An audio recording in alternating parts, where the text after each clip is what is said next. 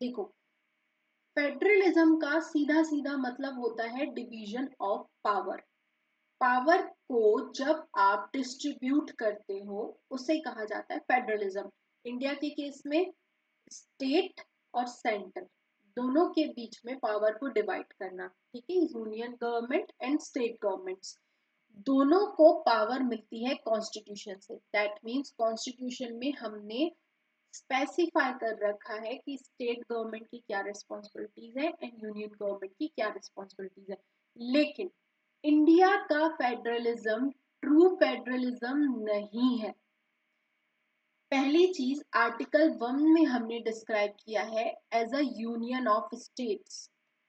जो इंडिया है वो स्टेट्स का यूनियन है। यहाँ पर स्टेट्स के पास ऑप्शन नहीं है कि वो समय आने पर अपने आप को इंडियन गवर्नमेंट से अलग कर लें। दैट मीन्स यहाँ पर किसी एग्रीमेंट का यूज करके स्टेट्स आपस में नहीं आए हैं, ठीक है। States without any agreement with their spirit साथ में आए हैं और सब ने मिलकर के इंडिया एक यूनियन बनाया है, ठीक है। हमारी जो कंट्री है वो बाय स्ट्रक्चर तो फेडरल इन नेचर है। बाय स्ट्रक्चर मतलब कि पावर डिवाइडेड है दोनों पार्ट्स के बीच में। बट अगर आप स्पिरिट की बात करो तो बाय स्पिरिट यूनिटरी बाइज्ड है। दैट मीन्स वो चाह कर भी इंडिया से अलग नहीं हो सकते हैं। फेडरेशंस में एग्रीमेंट के थ्रू स्टेट्स एक बड़ी एंटिटी को बनाते हैं और अगर कहीं पर डिस्प्यूट होता है दे हैव राइट कि they can seed from them. वो अपने आप को बड़े पार्ट से अलग भी कर सकते हैं, बट इंडिया के केस में ऐसा नहीं है, ठीक है। इंडिया को यूनियन इसीलिए बोला गया है डॉक्टर भीमराव अंबेडकर जी के द्वारा बिकॉज इट इज इंडिस्ट्रिक्टिबल। हम इंडिया को टुकड़ों में तोड़ नहीं सकते हैं, ठीक है। अब कुछ फीचर्स की अगर हम बात करें कि हम फेडरलिज्म तो कह रहे हैं बट हमारे कॉन्स्टिट्यूशन में ऐसे कौन से फीचर्स हैं जो ये दर्शाते हैं कि हम एक फेडरल कंट्री हैं। पहला, division of power.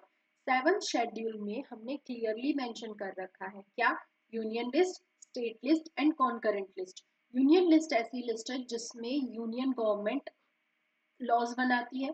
State list में स्टेट के द्वारा बनाए जाते हैं। सिमिलरली कॉन्करेंट लिस्ट में जो रेसिड्यूरी पावर है, कॉन्करेंट लिस्ट में दोनों बना सकते हैं, स्टेट भी बना सकता है और यूनियन भी बना सकता है, but the laws of union government will have more weightage in case of clashes. अगर दोनों के बीच में डिस्प्यूट्स है तो यूनियन गवर्नमेंट के लॉज ही फॉलो किए जाएंगे। और अगर फेडरलिज्म की फीचर की बात करें तो हमारे भारत में रिटन कॉन्स्टिट्यूशन है, कॉन्स्टिट्यूशन की सुप्रीमेसी है, इंडिपेंडेंट जुडिशियरी है और बाय कैमरलिज्म है। दैट मीन्स लोकसभा भी है जो कि लोगों को रिप्रेजेंट करती है और राज्यसभा भी है जो कि स्टेट्स को रिप्रेजेंट करने के लिए बनाई गई है, ठीक है। ये सारे फेडरलिज्म के फीचर्स हैं। लेकिन हम एक जगह क्या कह रहे हैं कि हम यूनिटरी बाइज हैं। अगर सिचुएशन बनती है तो हम एक यूनियन में भी कन्वर्ट हो जाते हैं। उसके कौन कौन से फीचर्स हैं हमारे कॉन्स्टिट्यूशन में? Strong centre, single constitution, single citizenship, all India services, emergency provisions, governor appointed by centre and parliament can alter state boundaries, ठीक है। ये सारी चीजें हैं। अब जो आर्टिकल है वो क्या कह रहा है? आर्टिकल आर्ग्यूमेंट कर रहा है, आर्टिकल हमसे कह रहा है कि कॉन्स्टिट्यूशन में पावर्स को, चीजों को बेहतर तरीके से सेपरेट आउट किया गया, बट विद द टाइम हमारा जो सेंट्रलाइजेशन है, यूनियन जो नेचर है वो इंक्रीज हो रहा है। दैट मीन्स पहला आर्ग्यूमेंट दिया गया है इंक्रीजिंग सेंट्रलाइजेशन। कैसे सेंट्रलाइजेशन बढ़ रहा है? हमने जो लिस्ट है, union list, state list and concurrent list, उसमें हमने यूनियन लिस्ट में और कॉन्करेंट लिस्ट में सब्जेक्ट मैटर्स कंटिन्यू बढ़ाए हैं। स्टेट लिस्ट से सब्जेक्ट मैटर्स को कम किया गया है।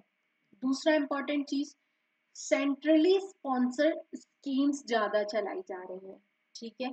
फिर फाइनेंस कमीशन जो है वो कंडीशंस के बेसिस पर फाइनेंसेस प्रोवाइड करता है, टर्म ऑफ रेफरेंसेस को यूज करके।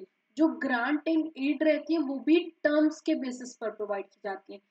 ये सारी चीजें क्या शो कर रही है कि इंडिया में सेंट्रलाइजेशन बढ़ रहा है। ठीक है। दूसरी इंपॉर्टेंट चीज, स्टेट ऑटोनॉमी कम होती हुई नजर आ रही है। अब मैम स्टेट ऑटोनॉमी कैसे कम हो रही है? पहला, गवर्नर का role. Governor should act unbiased. कहीं कहीं पर वो सेंट्रल गवर्नमेंट का एजेंट बन करके काम करने लगता है स्टेट्स में, स्पेशली ऐसे स्टेट्स जहां पर स्टेट गवर्नमेंट अलग पार्टी की है और सेंटर पर अलग पार्टी की सरकार है। उन स्टेजेस में गवर्नर सेंट्रल गवर्नमेंट का एजेंट बन करके स्टेट्स की वर्किंग में, स्टेट गवर्नमेंट्स के वर्किंग में एज अ ऑब्स्टेकल काम करता है। ठीक है, तो गवर्नर के रोल में कंट्रोवर्सी आई है। उसके बाद fiscal constants post GST, GST के बाद स्टेट्स ने अपने टैक्सेशन के पावर्स को कम कर दिया, जिसकी वजह से उन्हें टैक्सेशन में भी प्रॉब्लम हो रही है, रेवेन्यू जनरेट करने में भी प्रॉब्लम हो रही है। कहीं ना कहीं सेंट्रल गवर्नमेंट पर डिपेंडेंट रहना पड़ रहा है कि जब वो फंड्स रिलीज करेंगे तब उनके पास पैसा आएगा, तब वो काम कर पाएंगे। ठीक है। अलग अलग केसेस सामने आए हैं, जैसे कि SR Bommai versus union of India. ये केस आया था 1994 में। इस केस में बोला गया कि फेडरलिज्म बेसिक स्ट्रक्चर का पार्ट है, that means you can't disturb the fabric of federalism. Article 356 को मिसयूज मत करो। 356 क्या कहता है? स्टेट्स में इमरजेंसी प्रेसिडेंट रूल लगाने की बात करता है, जिससे कि स्टेट की सरकार जो होती है वो डिसमिस कर दी जाती है और पूरी फंक्शनिंग सेंट्रल गवर्नमेंट के पास चली जाती है। दैट मीन्स एक तरह से आप पूरा यूनियन बन गए, पूरा सेंट्रल गवर्नमेंट का कंट्रोल आ गया स्टेट पे। ठीक है। तो SR Bommai versus union of India 1994 case में बोला गया था कि आर्टिकल 356 का मिसयूज मत करो। फेडरलिज्म को बेसिक स्ट्रक्चर का डॉक्ट्राइन माना गया। ठीक है। सेंटर स्टेट रिलेशंस को इम्प्रूव करने के लिए समय समय पर कुछ कमीशंस बने हैं, जैसे कि सरकारिया कमीशन। सरकारिया कमीशन ने कहा है कि हमें कोऑपरेटिव फेडरलिज्म की तरफ जाना चाहिए, that means state and central government should cooperate with one another instead of competing. ठीक है। इंटर स्टेट काउंसिल को स्ट्रेंथन करने के लिए बोला गया। दूसरा इंपॉर्टेंट कमीशन जो बना था दैट इज पंछी कमीशन।